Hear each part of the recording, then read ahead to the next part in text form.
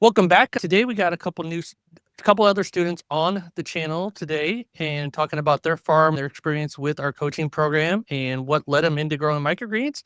So let's get into it. And welcome, Bill and Cindy. How are you? Doing great. Good. And I typically start with something. I usually have my base of the salad mix and wasabi. Those are the basics, and then you go from there. And once they've tasted those, then I give them my fresh sheet that lists everything that we offer with the pricing. And I say, look this over. What catches your eye? What samples can I bring you next time?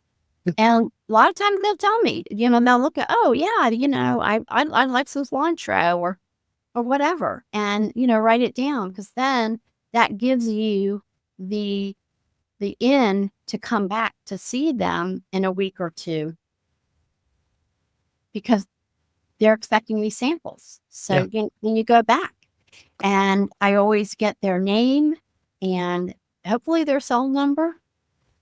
And then that way, if you have any questions in the meantime, you could text them. Sometimes I will text them and just say, hey, thanks so much for seeing me today.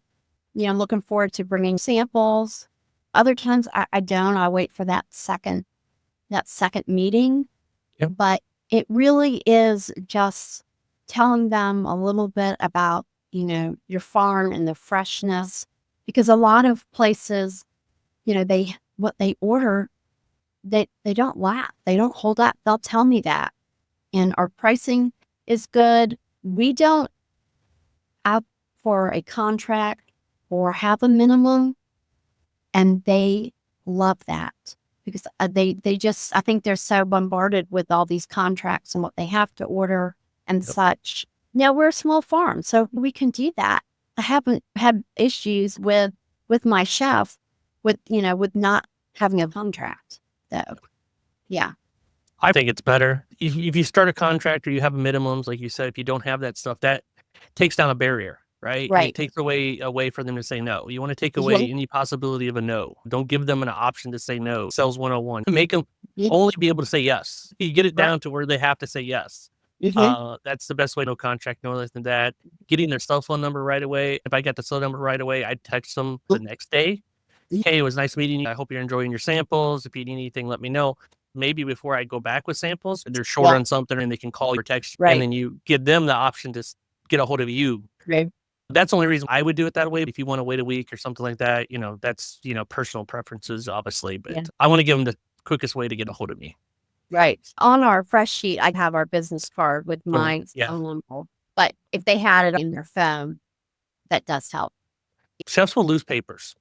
Yeah. Yes. That's why you bring one every time, right? Right. Exactly. They do. Because they'll set it down and get dirty. Somebody will throw it away. You never know what's going to happen. If you've never worked in a restaurant or kitchen, things get crazy. They do. That's awesome. It's crazy when I go in there. And you don't go during busy times. Sometimes I see stuff and I'm like, I don't think you're supposed to be doing that. As long as they're not killing anybody.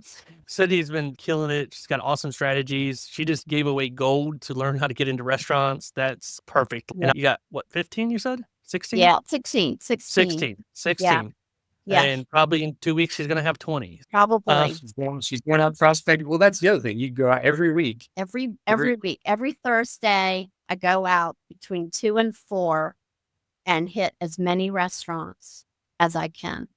And so that would be restaurants that I've never been to, and then follow-up restaurants. And you've got to do the follow-up, because most of the time, now I've had a couple, but most of the time you're not going to get an order at first time you go in. And so it can be multiple visits. And don't get discouraged, because sometimes it can take months. Like they kept going, maybe whatever. And I almost gave up. It was probably 2 months. And I went back, and they had a new chef, and he gave me an order right away. You just got to keep going back. You don't want to be pesky, but just keeping that contact with them. And after the first few times, you don't have to bring samples anymore. You just go in and say, hey, just touching base. Another thing I try to do is find out something personal about the chef. Then you can go in and ask, if you know something about their family. I've got a chef who's been working on a tattoo sleeve for months. Well, it's finally done. What's about it? When I went in to deliver on Tuesday, he took his shirt off and was showing it to me. He was so excited. Yeah. You have to build personal relationships with the chefs. Take a minute, ask them a personal question. Write notes. I have their big index cards that I write stuff about my restaurants. Nice. The ones I deliver to, the ones I don't deliver to yet, just so that I can keep all the, because it's hard to remember it all. Yeah. When going out, I have it all the time. I refresh my memory. So that's another tip. Keeping it personal is The roll. no, No, you can't remember all that, especially when you're 16 restaurants and you probably contacted 30. You're not going to remember every single little conversation. So what I'm assuming you go like immediately after talking to them and write it down when you get back to the car. I Don't do it do. in front of them. Wait till you get back to the car. Yeah, in the back on my clipboard, I just have plain paper Uh-huh. so that when this is where I write the chef's information, samples he wants, or anything else he tells me, I'm writing it down. Yeah. And then I go back and I transfer it.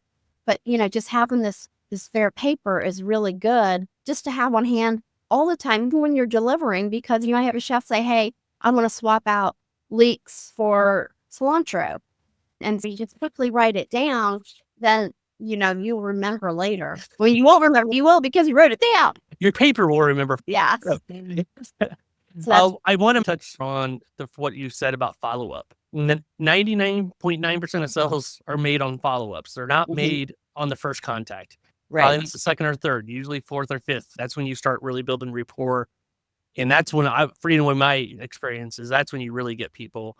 I don't think we've ever got a chef on first touch. Heck, one chef we touched like 6 times and we stopped. And one day he came by the farmer's market and he tapped on the table and he's like, I'm ready to take your stuff. Come see me on Tuesday. So you never know when it's going to happen, right? Well, you But don't. You got to do that follow-up. You keep that open communication going. Absolutely. And that's so important. Don't give up. Unless it's clear they don't want your microgreen, just keep going back. Or they throw you out. Say it again. Keep going back. Well, yeah. I had a chef, the restaurant got closed. And it was a shock to him. He texted me and told me, hey, I don't need your microgreens anymore. We're not there. Yeah. I was like, sorry. And this was before Christmas. So right after Christmas, I just texted him, hey, I've been thinking about you. I hope you've landed on your feet. And he texted me back right away. And he was at a new restaurant. He said, come by and see me. Crazy thing is, he quit. He's at another restaurant. He's already had me come once. And I'm going back tomorrow for the second round. He's been talking to the executive chef about me, and I'm pretty sure I'm going to get an order. Keeping that contact up.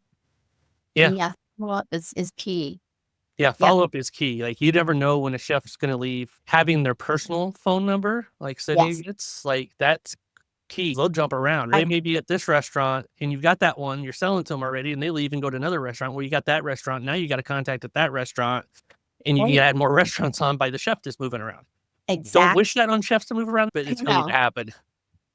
But it does happen. That's good. We made hats with our logo and I gave them to several of our restaurants. And one of the owners, who's also the chef, he was wearing it the other day, and he told me, he said, everybody's been asking me about this.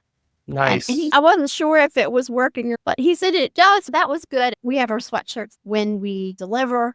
Another chef said, I want one. And he was the envy of the restaurant because there's advertising, but seeing your name and making personal connections is key. It's good to have for the community, right? Community of chefs in an area, right? Yes. There's one little restaurant where it was a new restaurant opening up, and you went in for the first time. The chef said, I heard about you. I was going to call you.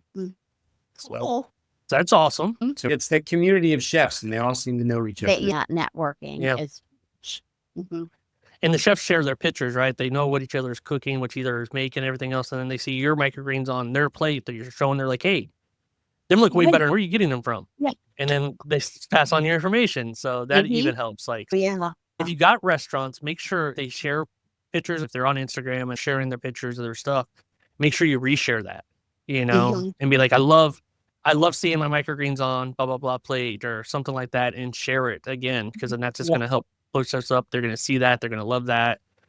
And again, that's that connection and that personal back-end that you have with them. If you want to follow the journey more closely and connect with them more, you can just join us over at school.com/microgreens for profit. That's the free group, and they're also over there. Or you can jump in and start learning how to grow your business. Hope to see you over there. Happy growing. See you in the next one. Yeah. Thanks.